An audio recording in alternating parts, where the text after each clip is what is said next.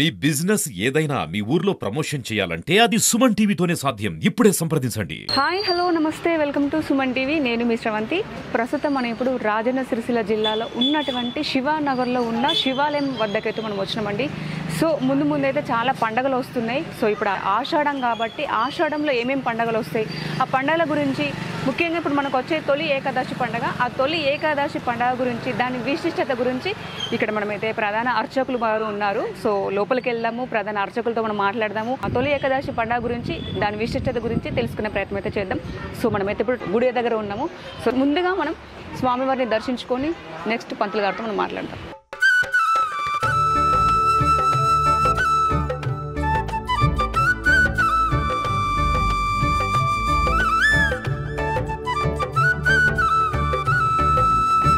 శివాలయం గుడి ప్రధాన అర్చకులు గోషికొండ హనుమంతులు గారు మనతో పాటు ఉన్నారు. సో ఇప్పుడు మనం తొలి ఏకాదశి విశిష్టత గురించి, అలాగే ఇప్పుడు రాబోయే ముందు పండుగల గురించి కూడా మనం కంప్లీట్గా వారిని అడిగి తెలుసుకుందాం. నమస్తే పంతులు గారు. నమస్కారం. సో చెప్పండి, ఇప్పుడు ముందుగా మనకు వచ్చేదైతే తొలి ఏకాదశి పండుగ.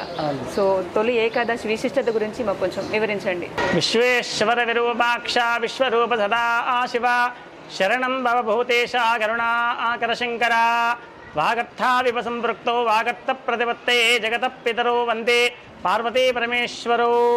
పార్వతీ పరమేశ్వరుడు నమస్కరిస్తూ ఈ పర్వదినాల కార్యక్రమాన్ని విశేషాన్ని తెలుసుకోవడంలో తొలి ఏకాదశి పర్వదిన విశిష్టతాత్మకమైనటువంటి విధానాన్ని ఏ విధంగా అంటే, తొలి ఏకాదశి అనేటువంటిది అంటే సంవత్సరములో ఒక 24 ఏకాదశిలు వస్తూ ఉంటాయి. అలాగే మళ్ళీ అధిక మాసం వచ్చినప్పుడున్నటువంటి మాసములలో వాటికి కావాల్సినటువంటి యొక్క విధానం అనేటువంటిది 26 ఏకాదశులు వస్తూ ఉంటాయి. అలాగే మరి ఇప్పుడు ఆ చైత్రమాసం ప్రారంభం తర్వాత ఇప్పుడు అనేటువంటిది ఆషాఢ మాసంలో వచ్చేటువంటి ఏకాదశిని తొలి ఏకాదశి అని మనం చెప్పుకోవడం అనేది జరుగుతూ ఉంటుంది.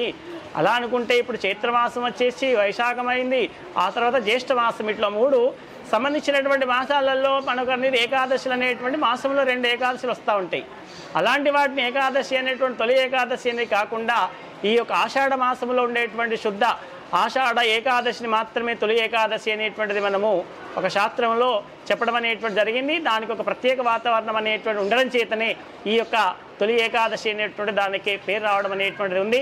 కాబట్టి ఈ యొక్క తొలి ఏకాదశి అనేటువంటి ఒక పర్వదినము రోజు నాడు సంబంధించినటువంటి దానిలలో ఆ యొక్క సంబంధించినటువంటిది ఇప్పుడు జూలై 17వ తారీఖు నాడు ఈ యొక్క తొలి ఏకాదశి ప్రారంభమవుతుంది. అలాగే ఉత్తరాయణం నుంచి దక్షిణాంలోకి మనం ప్రవేశం అనేటువంటిది కూడా జరగడం అనేది జరుగుతుంది. ఈ యొక్క కాల ప్రమాణములు అనేటువంటి దానిలలో సంబంధించినటువంటి దానిలల్లో ఈ యొక్క కృష్ణ పరమాత్ములు అనేటువంటి వారు ఈ తొలి ఏకాదశి సంబంధించినటువంటి దాన్ని కూడా మరొక పేరు ఏమిటంటే శయన ఏకాదశి అనేటువంటిది కూడా చెప్పడం జరుగుతుంది. శయనం అంటే పడుకోవడం అనేటువంటిది. ఆయన ఈ యొక్క శయన ఏకాదశి నుంచి మొదలుకొని కార్తీక శుద్ధ ఏకాదశి వరకు కూడా ఆయన శయనిస్తూ ఉంటారు. అంటే పడుకోవడం అనేటువంటిది ఏ విధంగా పడుకుంటాడు అని అంటే, ఆయన సంబంధించినటువంటి యోగ నిద్రను చేస్తూ ఉంటాడు. పడుకోవడం అనేటువంటిది అంటే మనలాగా గాంభీర్యంగా కుంభకర్ణ నిద్ర అనేటువంటి విధానం అనేటువంటిది కాదు. ఆయన చేసేటువంటిది యోగ నిద్రతో కూడుకున్నటువంటి యొక్క 4 మాసాలైనే ఆ యొక్క సంబంధించినటువంటి నిద్రలోకి ఉపక్రమిస్తూ ఉంటారనమాట. అలాంటి ఈ యొక్క 4 మాసాలు ఉన్నటువంటి దాన్ని చాతుర్మాస్య వ్రతం అని కూడా దీన్ని చేస్తూ ఉంటారు. అందులో ఈ స్వాములు పీఠాధిపతులు అనేటువంటి వారు, ఈ పీఠాధిపతులు కూడా వీటిని బాగా విశేషంగా అనేటువంటి ఇక్కడ ఏంటంటే, స్వాములు అనేటువంటి వారు ఏంటి అని అంటే, వారు ఒకే స్థలంలో ఎప్పుడు కూడా ఎక్కడ ఉండడానికి వాళ్ళకు అనేటువంటి సరైనటువంటి విధానం కాదంటారు. స్వాములు అనేటువంటి వారు ఎప్పుడు ఎక్కడ సంచారం చేస్తూ వాళ్ళ యొక్క ప్రభావితాన్ని సంబంధించినటువంటి ఒక సనాతన ధర్మము, భక్తి, భావన అనేటువంటి వాటిని అంతా కూడా ప్రచారం చేసుకోవడానికే ఈ యొక్క స్వాములు ప్రచారం చేయడానికి తిరగడం అనేది జరుగుతుంది. అలాగే స్వాములు అనేటువంటి తిరగకుంటే జలం అనేటువంటిది ఆగకుండా అనేది రన్నింగ్ చేస్తూ ఉంటేనే బాగుంటుంది. జలం ఎక్కడైతే ఆగిపోయి ఉంటుందో అక్కడ ఆ జలం అనేటువంటిది చెడిపోతుంది. సన్యాసి కూడా ఎక్కడైతే ఆగి ఉంటాడో అక్కడ ఆ సన్యాసి కూడా చెడిపోయే అవకాశాలు ఉంటాయి. కాబట్టి ఆ రకమైనటువంటిది ఎప్పుడు కానీ సన్యాసి ఇక్కడ కూడా ఉండేటువంటి అవకాశాలు ఉండవు. కానీ ఈ చాతుర్మాస్య దీక్షా విధానం అనేటువంటి ఒక వ్రతం ప్రారంభమైనప్పుడు మాత్రం వాళ్ళ యొక్క ఆశ్రమ పీఠాధిపతుల యొక్క స్థానాల్లో మాత్రం ఈ యొక్క దీక్షను తీసుకుని వాళ్ళు ఆ యొక్క మాసాలు అనేటువంటి 4 మాసాలలో అక్కడ ఉండడం అనేటువంటి జరుగుతూ ఉంటుంది. అలాంటిది ఈ యొక్క చాతుర్మాస్య వ్రత విధానం అనేటువంటి ప్రభావితం అనేది చేస్తూ ఉంటారు. కాబట్టి ఇలాంటి యొక్క దీక్షా విధానాలు అనేటువంటి యొక్క ఆ తొలి ఏకాదశి నుంచే ప్రారంభమవుతూ ఉంటాయి అంటాడనమాట. ఈ తొలి ఏకాదశి యొక్క సంబంధించిన తర్వాత భాద్రపద మాసం అనేటువంటి శుద్ధ ఏకాదశి అనేటువంటి రోజు నాడు అక్కడ సంబంధించినటువంటి యొక్క ఏకాదశి సంబంధించినటువంటిది, అందులో ఆ స్వామివారి యొక్క సంబంధించినటువంటి క్షీణించేటువంటి దానిలో సంబంధించినటువంటి ఉపక్రమణ అనేటువంటిది కొంచెం కదలేటువంటి యొక్క ఆ దీన్ని ఉంటుంది అన్నమాట. ఆ సంబంధించినటువంటి యొక్క దశ నుంచి వెళ్ళి మళ్ళీ శుద్ధ కార్తీక ఏకాదశి వరకు ఆయనకు మేలుకొని అందులో ఉన్నటువంటి యొక్క కార్యక్రమాలు చేసినటువంటి యొక్క 4 మాసాలు పాతాళంలోకి ఆయన ఎదుర్కొని ఆ శేషపాంతుని నిషేధించి ఉండేటువంటి యొక్క దశని ఏకాదశి అంటారు. అందులో ఈ ఏకాదశి నాడు విశిష్టంగా స్వామివారిని ఆరాధన పూర్వకమైనటువంటిది ఆ తులసి దళాల చేత కానీ ఆ తర్వాత సంబంధించినటువంటి జాజి పూల చేత కానీ ఎక్కువగా విశేషంగా ఆరాధించాలనేటువంటి శాస్త్రవచనం చెప్తామండి పురాణాలలో. ఈ ఏకాదశుల గురించి విశేషంగా ఒక్కొక్క ఏకాదశికి ఒక్కొక్క రకమైనటువంటి నామకరణాన్ని అనేటువంటిది చేయడం అనేటువంటి జరుగుతూ ఉంటుంది. అలాంటిది ఏకాదశి విశిష్టమమ్మ. సరే, ఓకే పంతులు గారు. ఇప్పుడు ఏకాదశి అయిపోయిన తర్వాత ముందుగా మళ్ళీ మనకు వచ్చేది శ్రావణం. శ్రావణంలో ఇంకా చాలా మంది కూడా అధిక సంఖ్యలో భక్తులు వస్తారు, స్వామివారిని కూడా దర్శించుకుంటారు. కాబట్టి మనకు శ్రావణంలో ఇంకేమేమి పూజా కార్యక్రమాలు ఉంటాయి, ఆ శ్రావణం గురించి కొంచెం ఇంకా. ఓకే, అలాగే ఈ యొక్క తొలి ఏకాదశి అనేటువంటిది పూర్తి విశిష్టమైనటువంటి ప్రభావితంలో ఆ స్వామివారిని యొక్క విష్ణుమూర్తిని ఆరాధించేటువంటిదే శ్రేష్టంగా చెప్పడం అనేది జరుగుతూ ఉంటుంది. ఆ స్వామివారికి ప్రీతిపాత్రమైనటువంటిది ఏదైతే ఉందో తులసి దళాలతో ఆరాధన చేయాలని చెప్పేసి ఉన్నాం. అలాగే కేవలము ఆ విష్ణుమూర్తిని ఆరాధించేటువంటి విధానాలతో పాటు అమ్మవారిని కూడా ఆరాధిస్తేనే అక్కడ శ్రేష్టమైనటువంటి ఉంటుంది. మిథునం అనగా దంపతులను ఆరాధిస్తేనే మనకు కావాల్సినటువంటి యొక్క తొలి ఏకాదశి యొక్క విశిష్టత పర్వదిన ప్రభావితమైన ఫలితాన్ని మనకు అందేటువంటి అవకాశం ఎక్కువ శాతం ఉంటుంది. కాబట్టి మనమందరం కూడా ఈ ఏకాదశి నాడు ఉపవాసం అనేటువంటిది చేయాలని అంటారు. ఆ ఉపవాస దీక్షా విధానానికి సంబంధించినటువంటిది ఎలా ఆచరించాలి అని అనేటువంటిది అంటే మనిషి యొక్క ఆ యొక్క భక్తుని యొక్క ఆరోగ్య స్థితిగతుల యొక్క ప్రభావితం అనేది అన్ని రకాలుగా అనుకూలత్వమైనటువంటిది. శరీరము అన్ని రకాలుగా తట్టుకునే శక్తి విధానం ఉన్నటువంటి దాన్నే ఉపవాసం చేయాలని చెప్తా ఉంటారు. ఉపవాసం అనంటే ఏమి తినకుండా ఉండడం అనేటువంటిది కాదు. ఉప అనగా దగ్గరగా, వాసం అంటే ఉండడం అనేటువంటిది. అంటే ఏ యొక్క నామస్మరణానికి ఏ దేవుని ఆరాధన పూర్వకమైనటువంటి ఒక ప్రభావితం అనేది ఆదరిస్తున్నామో ఆచరించేటువంటి నామానికి దగ్గరగా ఉండడం అనేటువంటిదే ఉపవాసం అని చెప్పడం జరుగుతూ ఉంది. ఆ ఉపవాస దీక్ష విధానానికి సంబంధించినటువంటి దానిలలో మనమందరం కూడా ఈరోజు ఆ యొక్క తొలి ఏకాదశి నాడు ఉపవాసం ఉండేటువంటి వారు ముందు దశమి నాడు అనగా రాత్రి భోజనాన్ని ఉపక్రమించడం, అంటే ఆ రోజు భోజనం చేయడం అనేది చేయకూడదు. తెల్లవారి ఏకాదశి నాడు పూర్తి ఉపవాసం ఉండాలి అంటాడు. అలాంటి శక్తి లేనటువంటి వారు పాలు పండ్లు అనేది తీసుకొనైనా కూడా ఆహారం తీసుకోకుండా ఉపవాసం చేయాలని చెప్పేసి అంటారు. ఈ యొక్క ఏకాదశిలో ఉన్నటువంటి రోజున సంబంధించినటువంటి దానిలలో ఈ యొక్క ఉపవాసం చేసేటువంటి వారు కానీ మిగతా వాళ్ళు ఉపవాసం చేయనటువంటి వారు కానీ ఆహారాన్ని భుజించకూడదు అంటారు. అంటే అన్నం తినకూడదు అంటారు. ఈ అన్నం తినడం వల్ల ఆ అన్నానికి సంబంధించినటువంటి ఆహారమును స్వీకరించడం వల్ల ఏ ఆహారాన్ని అయితే మనం లోపలికి తీసుకోవడం అనేటువంటిది జరిగిందో ఆ ఆహారం అనేటువంటిది పురుగులుగా తయారయ్యి ఆ యొక్క శరీరాన్ని ఇబ్బంది కలిగించేటువంటి యొక్క ప్రభావితం ఉంటుందన్నమాట. ఇది ఆ యొక్క ప్రభావితం ఏంటంటే ఈ యొక్క కృష్ణునికి పురాణాల్లో ఇంకెళ్తే చాలా విశేషమైనటువంటి ఉంటుంది. కృష్ణునికి వరాసురునికి ఒక యుద్ధం అనేటువంటి ఏర్పాటు జరిగింది. ఆ యుద్ధంలో ఆ యొక్క కృష్ణ పరమాత్మను చేసి అలసిపోయి ఆ యుద్ధంలో జయించలేక ఒక మరీ త్వరలో ఆయన జాక్కోవడం అనేటువంటి జరిగింది. కానీ ఆ త్వరలో కూడా ఈ వరాసురుడు అనేది ప్రవేశం చేసి అందులో ఆయనను సంహరించేటువంటి విధానానికి రావడం చేత అందులో ఆ ఉన్నటువంటి ఆ స్వామివారు క్షీణించినటువంటి కాల సమయంలో అందులో నుంచి ఒక శక్తి లాంటి అమ్మవారు ఏర్పరిచి ఆ ఏర్పాటు రావడం చేతనే ఆ శక్తి గాని తట్టుకోలేక ఆ వరాసురుడు బియ్యంలో దాక్కున్నాడు అన్నమాట.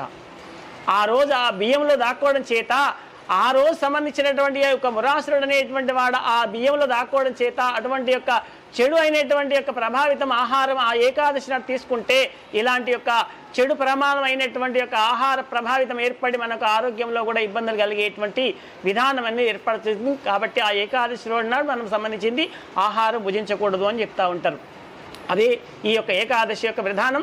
ఆ తర్వాత మరునాడు ద్వాదశి రోజు సంబంధించినటువంటి స్వామివారిని అమ్మవారిని యథాతథంగా ప్రాతకాలంలో లేచి స్నానాదులను ఏర్పాటు చేసుకొని వారికి సంబంధించినటువంటి నివేదన కార్యక్రమాలన్నీ కూడా చేసి మనం వండు పదార్థాలన్నీ కూడా ఆ యొక్క స్వామివారికి నివేదన సమర్పించిన తర్వాతనే ఆ యొక్క ప్రసాదంగా భావించి ఆహారాన్ని భుజిస్తే ఈ ఏకాదశి యొక్క ఉపవాస దీక్ష అనేటువంటిది సమాప్తై ఆ స్వామివారి యొక్క అనుగ్రహం సంపూర్ణంగా కలిగేటువంటి అవకాశానికి ఈ ఆస్కారం ఉంటుంది. అలాగే ఇటువంటి ఈ ఏకాదశి యొక్క ప్రభావితమైనటువంటిది ఒక్కొక్క సంబంధించినటువంటి ఒక్కొక్క మాసంలో ఒక్కొక్క దేవతలకు ఒక్కొక్క శ్రేష్టమైనటువంటి యొక్క క్షేత్రాలు అనేటువంటి ఉంటాయి. అటువంటి క్షేత్రమైనటువంటి యొక్క ఈ తొలి ఏకాదశి ప్రభావితమైనటువంటిది పండరిపురలో ఈ యొక్క పాండురంగుని సంబంధించినటువంటి రుక్మిణీ విఠలేశ్వర స్వామి యొక్క క్షేత్రం మహావైభవపేతంగా ఈ యొక్క తొలి ఏకాదశి నాడు జరుపుకోవడం అనేది జరుగుతుంది. ఆ స్వామివారికి విశేషమైనటువంటి అభిషేకాలు, ఆరాధనలు, పుష్పాలతో కూడుకొని అనేకమైనటువంటి యొక్క ఆరాధన పూర్వకమైనటువంటి జరుగుతూ ఉంటుంది. అక్కడ కూడా ఆ యొక్క ఆలోచన విధానం అనేటువంటి భక్తులు కూడా వెళ్ళి ఆ స్వామివారిని దర్శించుకునేటువంటి విధానం ఉంటుంది. అలాంటి శ్రేష్టమైనటువంటి యొక్క ఆ దివ్యమైనటువంటి భవ్యమైనటువంటి యొక్క క్షేత్ర దర్శనం అనేది జరగడానికి కూడా ఇందాక మనం అనుకున్నట్టుగా ఇప్పుడు మనకు సుమన్ టీవీ వారుగా మనకి ఈ రకమైనటువంటి ఒక విశిష్టతను ఏ విధంగా ప్రచారం చేస్తున్నారో అక్కడ కూడా టీవీ మాధ్యమం వారు కూడా ఈ యొక్క లైవ్ కండక్షన్ అనేటువంటిది కూడా ఏర్పాటు చేసి అటువంటి యొక్క ఆ పండరి క్షేత్రం నుంచి కూడా సంబంధించినటువంటిది లైవ్ కూడా మనకు చూపించేటువంటి అవకాశం ఉంటుంది. కాబట్టి ఆ దీక్షలో ఉన్నటువంటి వారు కూడా స్వామివారిని అయ్యో మనమే స్వయంగా అక్కడికి వెళ్ళి చూశామన్న భావన చేత ఆ యొక్క లైవ్ కాస్ట్లో చూడడంలో ఎంతో అదృష్టదాయకమైనటువంటిదిగా ఉంటుంది. అది చూస్తున్నాం కదా అని సాధారణంగా మనము నిత్య వ్యవహారంలో చూస్తూ మనము టీ తాక్కుంటూ భోజనం చేస్తూ టిఫిన్ చేస్తూ టీవీ ఎలా చూస్తున్నామో అలా కాకుండా దీక్షలో నేను స్వామివారిని ఆరాధిస్తున్నా, స్వామివారిని సంబంధించినటువంటి క్షేత్రంలోకి వెళ్ళి దర్శిస్తున్నా అనే భావం చేత ఆ యొక్క వీక్షణ చేస్తూ మీరు ఆ దీక్షను విధించేటువంటి విధానం చేయండి. అలాగే మనము ఈ ఏకాదశి సంబంధించినటువంటి ఉపవాస దీక్షలో ఆహారం అనేది తీసుకోకుండా ఎలా ఉండడం అనేటువంటిది అంటే వాటికి సంబంధించినటువంటి పేలాల పిండి అనేటువంటిది స్వామివారికి నివేదన చేసి దాన్ని ఆహారంగా తీసుకోవాలని చెప్తా ఉంటారు.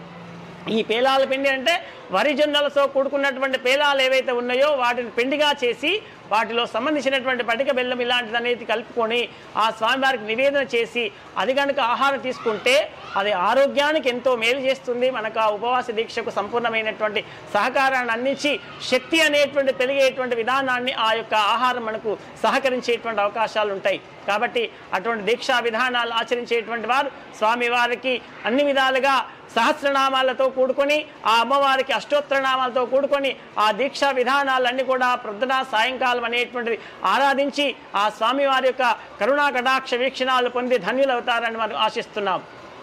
అలాగే ఈ రకమైనటువంటి ఏకాదశి తర్వాత వచ్చేటువంటి సంబంధించినటువంటి ఆషాఢం తర్వాత శ్రావణ మాసంలో ఈ శ్రావణ మాసం అనేటువంటిది కూడా ఈ మాసం అంతా కూడా దీక్షలో అనే విధంగా కాకుండా ఒక విశిష్టమైనటువంటి ఒక పవిత్రాత్మకమైనటువంటి యొక్క దినములుగా భావించుకొని అంటే ఈ యొక్క శ్రావణ మాసం మొదలుకొని ఆ యొక్క గణపతి నవరాత్రోత్సవాలు అయ్యేంత వరకు నిమజ్జనం వరకు కూడా అందరూ కూడా ఇంటి లోపల ఎలాంటి సంబంధించినటువంటి జీవహింస లేకుండా మధుమాంసాహాలు సేకరించకుండా అన్ని పవిత్రమైనటువంటి ఒక ఆ సాత్విక ఆహారాన్ని భుజించి చేసేటువంటి వారు 15 రోజులు చేసేవాళ్ళు అనేక మంది ఉన్నారు. అలాగే ఈ యొక్క మాసంలో ఉన్నటువంటి శ్రావణ మాసంలో స్వామివారికి సంబంధించినటువంటి అనేకమైనటువంటి పూజా కార్యక్రమాలు నిర్వహించుకోవడం జరుగుతూ ఉంటుంది. అందులో ఇక్కడ శివాలయ ప్రాంగణంలో మాత్రం ఆ యొక్క శ్రావణ శుద్ధ పంచమి రోజునాడు సంబంధించినటువంటి నాగుల పంచమి అని అంటారు. ఆ నాగుల పంచమి రోజునాడు కూడా స్వామివారి యొక్క వెనుక భాగంలో ఒక నాగశేషుడు అనేటువంటి వారు ఉన్నారు. ఆ నాగశేషుని మహిళామణులందరూ కూడా విచ్చేసి ఆ శేషునికి ఆ యొక్క సంబంధించినటువంటి యొక్క క్షీరములు సమర్పించుకొని అనేకమైనటువంటి పూజా కర్మలు చేసుకునేటువంటిది ఆ యొక్క స్వామివారిని ఆశీస్సులు పొందేటువంటి వారు ఉన్నారు. అలాగే తర్వాత అది ఒక ఈ శ్రావణ శుద్ధ పౌర్ణమి రోజు నాడు జంజాల పౌర్ణమి అనేటువంటి ఉంటుంది. ఆ రోజు సంబంధించినటువంటి జంజాలు వేసుకోవడము, రక్షాబంధన చేసుకోవడము ఇలాంటి యొక్క కార్యక్రమం కూడా ఉంటుంది. అలాగే ఈ యొక్క సంబంధించినటువంటిది ఆ యొక్క 2వ వారం అయినటువంటి శుక్రవారం సంబంధించినటువంటి వరలక్ష్మి వ్రతాలు కూడా జరుపుకోవడం అనేటువంటి జరుగుతూ ఉంటుంది. ఆలయ ప్రాంగణాలు కూడా కుంకుమార్చనలు సువాసినులు అందరూ కూడా విచ్చేసి అటువంటి యొక్క శుక్రవారం రోజు నాడు కుంకుమార్చన కార్యక్రమాలు సామూహికంగా కూడా చేయడం అనేటువంటి జరుగుతూ ఉంటుంది. ఇలాంటి యొక్క కార్యక్రమాలు ఈ యొక్క భాద్రపద ఆశ్వీజ కార్తీక మాసాలలో కూడా ప్రతిదీ అనేకంగా ఈ యొక్క మాసోత్సవం, పక్షోత్సవం, వారోత్సవం అనేటువంటి విధానాలలో ఇక్కడ విశేషంగా జరుపుకోవడం జరుగుతుంది. అందులో దానికి తోడుగా భక్తులు కూడా విశేషంగా వచ్చి దర్శించుకొని వారి యొక్క కోరికలన్నీ కూడా తీర్చేటువంటి ఈరేడైనటువంటి యొక్క రామస్వామి వారు ఉన్నారు. వారికి అన్ని విధాలుగా సహకరించి సామూహికంగా ఆయురారోగ్యంలో భోగభాగ్యాలు కలగాలని మనస్ఫూర్తిగా వేడుకుందాం. ఓం నమః శివాయ. ఇప్పుడు వినాయకుని పండుగ అయిపోయిన తర్వాత మళ్ళీ మనకి బతుకమ్మ, దసరా కూడా వస్తుంది. సో దాని గురించి కూడా మనకు వివరించండి. ఓకే, చాలా సంతోషమ్మా. అలాగే ఈ భాద్రపద మాసం తర్వాత ఇప్పుడు మళ్ళీ తర్వాత పితృపక్షం అనేది ఒకటి వస్తుంది. ఈ పితృపక్షం అనేటువంటి భాద్రపదం అనేటువంటి సంబంధించినటువంటి ఒక స్వామివారి యొక్క గణపతి నవరాత్రుల తర్వాత నిమజ్జనం అయిపోయిన తర్వాత ఆ నిమజ్జనం అనేటువంటిది ఏంటి, భాద్రపద శుద్ధ చతుర్దశి రోజు నాడు సంబంధించింది నిమజ్జనం జరుగుతూ ఉంటుంది. ఆ తర్వాత పక్షాన్ని రోజులు అంటే అమావాస్య వరకు కూడా అంటే పౌర్ణమి తెల్లవారి నుంచి వెళ్ళి 15 రోజులు పితృపక్షం అంటారన్నమాట. ఈ పితృపక్షం రోజు నాడు వారి వారి యొక్క పితృదేవతలకు వాళ్ళు సంబంధించినటువంటిది అబ్దికాలు చేసుకునేటువంటి ఒక మహత్తరమైనటువంటి ఒక కాలం అన్నమాట. ఈ పితృదేవతల అనుగ్రహం కొరకై ఎవరైతే వారు గతించినటువంటి వారికి ఉన్నారో ఆ రోజు నాడు సంబంధించినటువంటిది బ్రాహ్మణికి యథోచితముగా మీకు కావాల్సినటువంటి విధానంగా శాకాహార భోజనాలని సమర్పించి ఆ పితృదేవతలు స్మరణించి మనం భోజనం కనుక చేసినట్టయితే ఆ యొక్క పితృదేవతలు శాంతించి మీకు సంపూర్ణమైనటువంటి ఆయురారోగ్యములు కలిగించేటువంటి ఒక మహత్తరమైనటువంటి ఆశీర్వాద కార్యక్రమం అనేటువంటిది ఉంటుంది. అలాగే ఆ భాద్రపద శుద్ధ ఆ సంబంధించి మొదలుకొని బహుళమంది మొదలుకొని అమావాస్య నాడు అంటే అమావాస్య నాడు పిత్రమావాస్య అంటారు దాన్ని. ఆ పిత్రమావాస్య నాడు పితృదేవతలకు అందరూ కూడా ఈ యొక్క మాసికాలు అనేటువంటి సమర్పించుకొని అదే రోజు బతుకమ్మను ప్రారంభం చేసుకోవడం అనేటువంటి జరుగుతూ ఉంటుంది. మొదటి రోజు బతుకమ్మ కార్యక్రమం. అలాగే ఆ తర్వాత దశమి రోజు నాడు విజయదశమి కార్యక్రమం అనేటువంటి జరుపుకోవడం అనేటువంటి జరుగుతుంది. అష్టమి దానికంటే ముందు ఆ పెద్ద బతుకమ్మ కార్యక్రమాన్ని కూడా నిర్వహించుకోవడం అనేటువంటిది. ఈ యొక్క సంబంధించినటువంటి బతుకమ్మ కార్యక్రమం అనేటువంటి విధానం ఏంటి అంటే ఈ యొక్క అడవిలో ఉండబడేటువంటి యొక్క అన్ని చెట్ల నుంచి పూయబడినటువంటి చెట్ల యొక్క ఉన్నటువంటి పుష్పాలన్నీ కూడా సమీకృతం చేసుకొని వాటన్నిటి కూడా ఒక కాడ మనం ఏర్పరచుకొని అదొక అందమైనటువంటి అలంకరణగా చేసుకొని ఆడుకునేటువంటిదే బతుకమ్మ పండుగ అని చెప్పి ఉంటారు. అయితే ఇది శాస్త్రంలో లేకపోయినా లోకంలో ఉన్నటువంటి యొక్క కొంత ప్రాంతీయ ఆచార విధానంగా ఈ యొక్క బతుకమ్మను ఆచరణ చేసుకోవడం అనేటువంటి జరుగుతూ ఉంటుంది. అలాగే దేవీ నవరాత్రోత్సవాలు ఆ అమావాస్య నుంచి మనకు ఆశ్వీజ శుద్ధ పాడ్యమి నుంచి మొదలుకొని దేవీ నవరాత్రులు ప్రారంభమై ఆ నవరాత్రులలో భాగంగానే ఈ యొక్క అష్టమి రోజు నాడు సంబంధించినటువంటి దుర్గాష్టమి రోజు నాడు ఈ యొక్క ఆ సద్దుల బతుకమ్మ అనేటువంటి కూడా చేసుకోవడం జరుగుతుంది. తదనంతరము ఆ విజయదశమి రోజు నాడు సంబంధించి దసరా కార్యక్రమాన్ని నిర్వహించుకోవడం అనేటువంటిది ఈ యొక్క సంబంధించినటువంటి కార్యక్రమాలు నిర్వహించుకొని అందులో ఆ స్వామి వారి యొక్క అనుగ్రహాన్ని పొందేటువంటి విశేషమైనటువంటి పర్వదినాలు. ఈ దక్షిణాయనంలో ప్రారంభమైనప్పటి నుంచే పండుగలు కూడా అనేకంగా ప్రారంభమవుతాయనేటువంటిది కూడా ఉంది. ఇప్పుడు మనకి జూలై 17 నుంచి దక్షిణాయనం కూడా ప్రారంభమైంది. ఇందులో కూడా అనేకమైనటువంటి పండుగలు పర్వదినాలు అనేటువంటివి కూడా కొనసాగుతూ వస్తుంటాయమ్మా. సో మనకి బతుకమ్మ కూడా ఒక్కొక్క రోజు ఒక్కొక్క స్పెషల్ ఉంటుంది, ఒక్కొక్క విశిష్టత గురించి దాని గురించి కూడా ఒకసారి వివరించండి. అయితే మొదటి రోజు అనేటువంటి సంబంధించినటువంటి అమావాస్య రోజు నాడు సంబంధించినటువంటిది ఎంగిలి పూలు అనేటువంటిది ఉంటుంది. ఆ రోజు సంబంధించినటువంటి దానిలలో మనము ఏ అయితే బతుకమ్మను ఆరాధన చేసేటువంటి వాళ్ళు ఎవరు ఉంటారో ఆ ఇంట్లో చేసుకొని ఆ సంబంధించినటువంటి ఎంగిలి పూలు అని చెప్పి ఆ రోజు ఎలాంటి నివేదన లేకుండా ఆ యొక్క సంబంధించినటువంటిది అక్కడ ఉన్నటువంటి మహిళామణులు పిల్లలు అందరూ కూడా ఆడుకొని ఆ సంబంధించినటువంటిది నిమజ్జనం చేసుకోవడం అనేది ఏ రోజుకి ఆ రోజు చేసుకుంటూ వస్తూ ఉంటారు. ఇలా నవరాత్రుల లెక్క విధానమైనటువంటిది ఆడుకునేటువంటి విధానం చేసుకొని ఒక్కొక్క రోజు సంబంధించినటువంటి విధానానికి సంబంధించినటువంటి ఆచరిస్తూ ఆ తర్వాత చివరి రోజు అనేటువంటి పెద్ద బతుకమ్మగా తీసుకొని ఆ రోజు సద్దుల బతుకమ్మ అని కూడా దాన్ని అనడం జరుగుతుంది. ఆ బతుకమ్మ రోజు నాడు విశేషంగా ఒక్కొక్క రకమైనటువంటిది వాళ్ళ స్థాయిని ఆ దృష్టిలో పెట్టుకొని వాళ్ళందరూ కూడా అంత పెద్ద చేసుకొని అందరూ సుందరమైనటువంటి యొక్క వస్త్రధారణ చేసుకొని అందరూ సుందరంగా ఆ యొక్క బతుకమ్మలు పేర్చుకొని ఆ రోజు నాడు విశేషంగా ఆ ఊరు వారందరూ కూడా సమీకృతముగా ఒకే రకమైనటువంటి సామూహిక వేదికలో ఏర్పాటు చేసుకొని ఆ యొక్క బతుకమ్మను ఆడుకొని ఆ అమ్మవారి యొక్క ఆశీస్సును పొంది గౌరమ్మను పూజించుకొని ఆ రోజు నిమజ్జనం చేయడం అనేటువంటి జరుగుతుంది. మరి సో థ్యాంక్ యూ పంతులు గారు, మాకు అన్ని పండుగల గురించి ఇంత చక్కగా వివరించినందుకు. అలాగే మా సుమన్ టీవీ తరపున ధన్యవాదాలు. చాలా సంతోషం. నేను కూడా ధన్యవాదాలు సుమన్ టీవీ వారికి చాలా ధన్యవాదాలు. Thank you.